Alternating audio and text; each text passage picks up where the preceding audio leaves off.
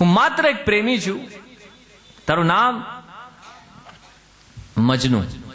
પ્રેમીઓ એમ બી બધા મજનુ જ હોય છે. આજે કોઈ બી પ્રેમીઓ એને એમ જ કહે કે જો મજનુ ચાલ્યો. તો તમે વિચાર કરો એ મજનુએ કેવો પ્રેમ કર્યો હશે.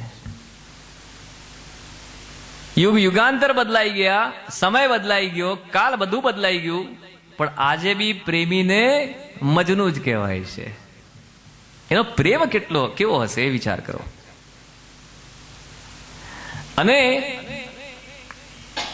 પછી એ વિચાર કરજો કે આપણો પ્રેમ પ્રભુ માટે કેવો છે. એનો પ્રેમ કેવો હશે કે આજ સુધી બધા પ્રેમીઓ મજનુ કહેવાય છે. એને મૃત્યુદંડ આપ્યું, એને પૂછ્યું તારી આખરી સજા, તારું આખરી તારે કંઈક વાત કરવી હોય તો કરી દે. એને કહ્યું કે એક વાર મારી વાત ઝાંપના સાંભળે, એક વાર મારો ખુલાસો ઝાંપના સાંભળે, પછી મને તમારે લટકાવો તો લટકાવી દેજો. એને કહે છે બોલ.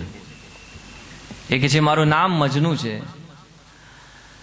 હું આપની સાધનામાં ભંગ પાડવા નહોતો આવ્યો, કે મારું કોઈક એવું ઇન્ટેન્શન બી નહોતું, પરંતુ હું તો મારી જે પ્રેમિકા છે જેનું નામ છે લેલા, એ ત્યાંથી દોડીને ગઈ જેના પર આપનું ધ્યાન ના પડ્યું, અને હું એની પાછળ હું ભાગ્યો જેના ઉપર આપનું ધ્યાન પડ્યું. પણ મારું ધ્યાન આપના ઉપર નહોતું પડ્યું કે આપ અહીંયા નમાજ પડી રહ્યા છો. મારું ધ્યાન તો પૂરેપૂરું મારી પ્રેમિકામાં કેન્દ્રિત હતું. કિંતુ ઝાંપના મને એક વસ્તુ સમજાવો કે હું તો મારી પ્રેમિકા, એક લૌકિક પ્રેમિકા પાછળ દોડી રહ્યો હતો, છતાં બી મારું ધ્યાન આપના ઉપર ન પડ્યું, અને આપ તો આપની નમાઝ પડી રહ્યા હતા, છતાં બી આપનું ધ્યાન મારા ઉપર કેવી રીતે પડ્યું? તો કોનું પ્રેમ પાકું છે અને કોનું કાચું છે એ સમજવાને પાત્ર છે.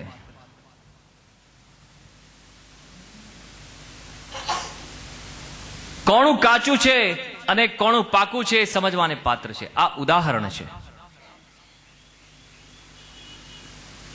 તો આપણા વૈષ્ણવનો આપણા ઠાકોરજી માટે કેવો સ્નેહ હોવો જોઈએ, કેટલો દ્રઢ હોવો જોઈએ કે આજુબાજુમાંથી આગળ પાછળ કશું બી પસાર થઈ જાય, કશું સ્પર્શવું જ ના જોઈએ આપણને.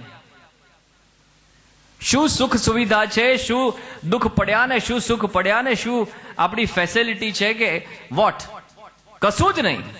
કારણ કે આપણે પૂર્ણતયા પ્રભુને સમર્પિત છે, અને એમનો આનંદ એ જ આપણો આનંદ, અર્થાત એમનો આનંદ એ જ આપણો પરમાનંદ. અને માટે એ આપણી અંગત સમસ્યાઓ છે, પર્સનલ મેટર્સ છે, કે અંગત જીવનની જે આપણી સમસ્યા છે, માટે આપણે આપણા ઠાકોરજીની સેવા કઈ રીતે કરીએ છીએ અને શું ભોગમાં પધરાવીએ છીએ, આપણે શું કરીએ છીએ અને શું નથી કરતા, કોઈને કહેવાની જરૂર નથી. તમને ગુરુની આજ્ઞા મળી ગઈ છે, ગુરુ જાણે છે તમે શું કરો છો, કેવી રીતે કરો છો, અને જે બી કંઈ કરવાનું હશે એ ગુરુ તમને આજ્ઞા કરશે, એવી રીતે તમારે કરવાનું છે. પણ તમારે જાહેરમાં પ્રદર્શન કરવાની જરૂર નથી કે અમે આમ કરીએ છીએ ને આમ કરીએ છીએ. પ્રકટ કિયે રસ જાય. દંભને દેખાડા કરવાનો પ્રકાર પુષ્ટિ માર્ગની સેવામાં નથી. પ્રદર્શનો કરવાનું બંધ કરી દો.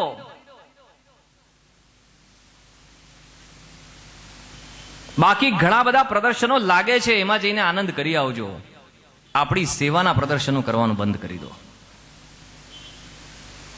ગુણાત્મક ગુણ સ્વરૂપનું જ્યારે આ ગુણ પ્રકારે તમે સેવામાં તત્પર બનશો, અને ગુણ ભાવને જ્યારે બંધ મુટ્ટી લાખ કી ઓર ખુલી તો ખાખ કી, એ ગૂઢ ભાવે જ્યારે એ પ્રભુની સેવામાં તત્પર બનશો ને, ત્યારે ગૂઢ લીલાના રહસ્યો જે છે એ આપોઆપ પ્રકટ કરશે. કૃપા કરીને તમારે વિનંતી કે કહેવાની પણ જરૂર નથી. આશીર્વાદ અને કૃપા માગવાથી નથી મળતી, એ મેળવવી પડે છે. આપણે એવા પાત્ર બનવું પડે છે. આપણામાં એવી પાત્રતા હોવી જોઈએ.